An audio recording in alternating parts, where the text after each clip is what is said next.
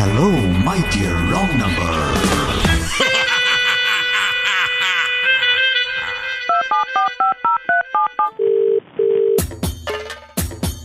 Bakery നടത്തുന്ന സുസമ്മ ചേച്ചിയല്ലേ?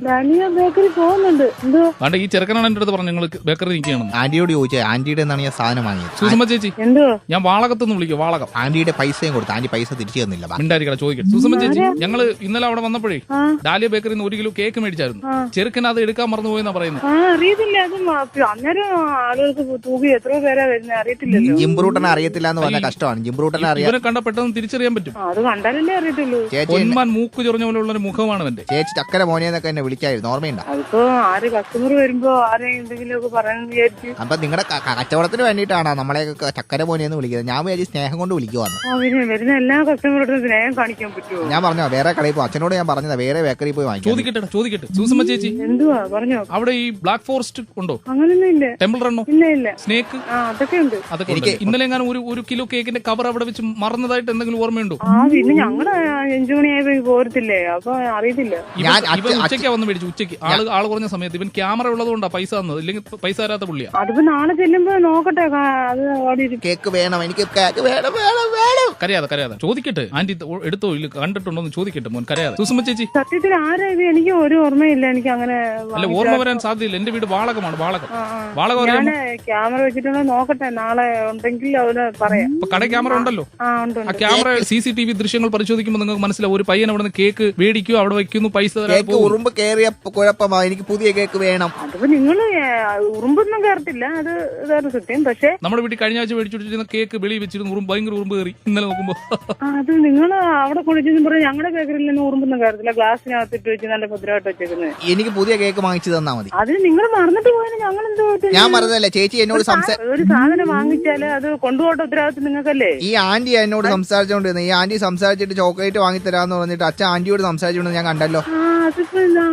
ഞങ്ങളൊന്നും പറഞ്ഞിട്ടില്ല.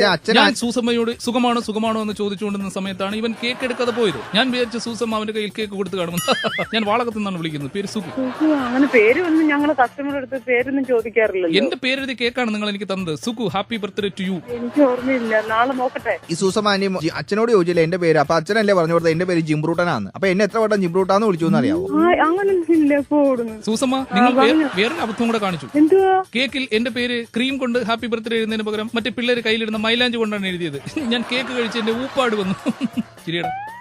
ചുമ്മാ നിങ്ങൾ അങ്ങനെ നിങ്ങൾ സത്യത്തിൽ ആരാ എന്താ എനിക്കറിയുന്നില്ല. ഞാൻ നാളെ ചെന്ന് നോക്കട്ടെ. സത്യത്തില് ജിംബ്രൂട്ടൻ അച്ഛനാ സംസാരിക്കുന്നത്. സുഗു, SUKU സുഗു. അതിന് ഞാൻ എന്താണ്? അല്ല, ഇവൻ ലോകത്താകപ്പാടെ അറിയാവുന്ന സ്പെല്ലിംഗ് എന്റെ പേര് മാത്രമേ ഉള്ളൂ. സുഗു, SUKU.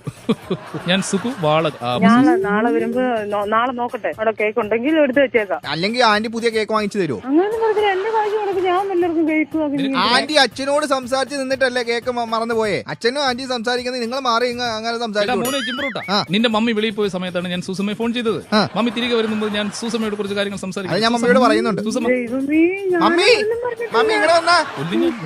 മമ്മി ഇങ്ങനെ വന്ന ഈ അച്ഛനുണ്ടല്ലോ, അച്ഛൻ ഒരു ആന്റിയോട് സംസാരിക്കുകയാണ് സൂസമ്മ എന്ന് പറഞ്ഞിട്ടേ.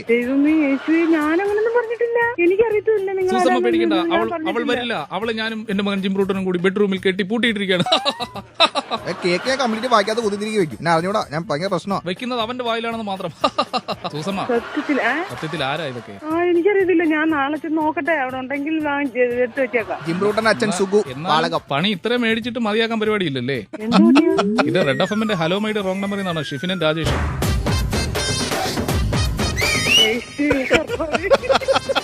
ഞങ്ങൾ എന്നും കേൾക്കുന്ന പരിപാടിയാ. എനിക്ക് തന്നെ പണി കയറുണ്ടായിരുന്നു. ജിംബ്രൂട്ടന്റെ കേക്ക് അവിടെ ഉണ്ടോ? ഇല്ല. സുസമ്മ, ഞാൻ Valakom Sukhu. Hello, my dear wrong number.